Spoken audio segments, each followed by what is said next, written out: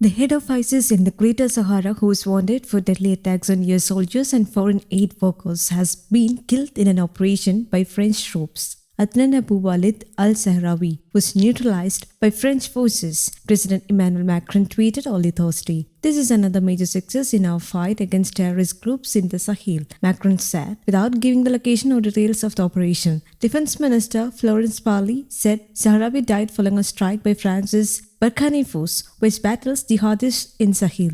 It is a decisive blow against this terrorist group, she tweeted. Our fight continues. The jihadist leaders was behind the killing of French aid workers in 2020 and was also wanted by the United States over a deadly 2017 attack on US troops in Niger. Sahrawi in 2015 formed ISIS in the Greater Sahara, which is blamed for most of jihadist attacks in Mali, Niger and Burkina Faso. The Flashpoint tri-border area is frequently targeted by ISGS and the Al-Qaeda affiliated group for the support of Islam and Muslims. ISGS has carried out deadly attacks targeting civilians and soldiers in the region. The United States had offered a $5 million reward for information on the whereabouts of Sahrawi, who was wanted over an October 4, 2017 attack in Niger that killed 4 US Special Forces and 4 Niger troops. On August 9, 2020, in Niger, the ISGS had personally ordered the killing of 6 French aid workers and their Niger guides and drivers. In the late 2019, the group carried out a series of large-scale attacks against military bases in Mali and Niger.